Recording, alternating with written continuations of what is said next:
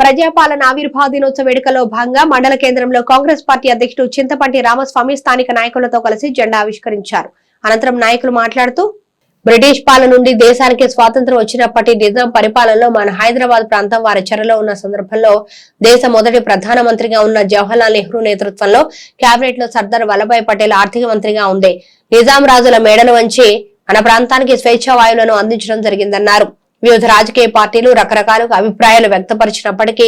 ప్రజల కొరకు ప్రజల చేత ఎన్నుకోబడిన విధంగా ముఖ్యమంత్రి రేవంత్ రెడ్డి గెలిచిన నాటి నుంచి ప్రజాపాలన కొనసాగిస్తూ సెప్టెంబర్ 17వ తేదీన జరుపుకునే ఈ జెండా ఆవిష్కరణ కార్యక్రమానికి ప్రజాపాలన దినోత్సవంగా నామకరణం చేయడం, ఇంత గొప్పగా ప్రభుత్వ కార్యాలయాల్లో జెండా ఆవిష్కరణ చేయడం శుభ పరిణామమన్నారు. ఈ కార్యక్రమంలో మాజీ జడ్పీటీసీ రాఘవ్ కుమార్, నాయకులు పులి సత్యం, మేఘల గణేష్, బొజ్జా మలేశం, నాగ శ్రీనివాస్, దారం చంద్ర, చట్టి ప్రసాద్, అనిల్, రవి, మలేశం, శంకర్ తదితరులు పాల్గొన్నారు.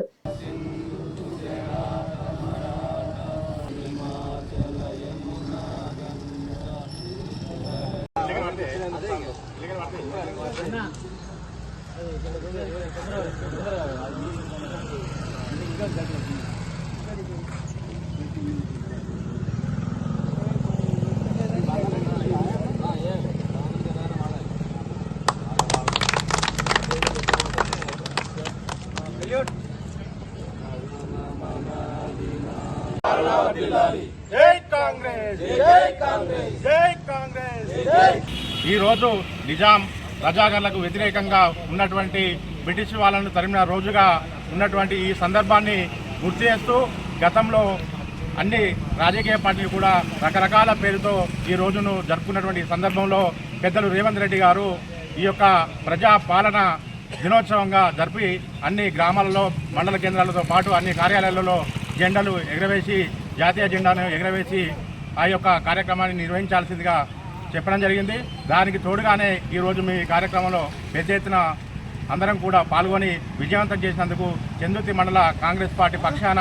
ఈ యొక్క కార్యక్రమంలో పాల్గొన్నటువంటి పెద్దలు జడ్పీటీ సభ్యులు, అదేవిధంగా ఎంపీటీసీలు, వివిధ హోదాలు ఉన్నటువంటి అందరికీ కూడా ప్రజాపాలన దినోత్సవ శుభాకాంక్షలు తెలియజేస్తూ రానున్న రోజుల్లో కూడా వీటన్నింటినీ ముందుకు తీసుకుపోయే విధంగా మనమంతా కూడా కృషి చేయాలని కోరుతా ఉన్నాం. భారతదేశానికి బ్రిటిష్ పాలన నుంచి విముక్తి జరిగి మరి 15వ ఆగస్టు నాడు భారతదేశానికి స్వాతంత్రం సిద్ధించినప్పటికీ కూడా నిజాం పరిపాలనలో ఉన్నటువంటి ఈ ప్రాంతం, హైదరాబాద్ ప్రాంతం, కర్ణాటకలో కొన్ని జిల్లాలు, మహారాష్ట్రలో కొన్ని జిల్లాలు మాత్రం నిజాం పరిపాలనలో ఉండి ఆ స్వాతంత్ర్య ఫలాలను ఆ రోజు ఆనందించేటువంటి దౌర్భాగ్యం ఈ ప్రాంత ప్రజలకు ఉండే. మరి అటువంటి సందర్భంలో మొట్టమొదటి ప్రధానమంత్రి పండిత్ జవహర్లాల్ నెహ్రూ క్యాబినెట్లో మంత్రిగా ఉన్నటువంటి సర్దార్ వల్లభాయ్ పటేల్ గారు ఈ ప్రాంతంలో ఉన్నటువంటి నిజాం రాజును మెడల్ వంచి మరి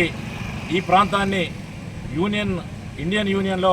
కలిపేందుకు కృషి చేసి మన ప్రాంతానికి మరి వారి స్వేచ్ఛా వాయువులను అందించడం జరిగింది.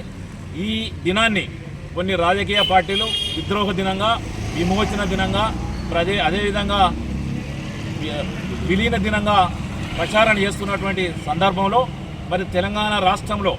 పెద్దలు రేవంత్ రెడ్డి గారి నాయకత్వాన ముఖ్యమంత్రిగా ప్రమాణ స్వీకారం చేసిన తర్వాత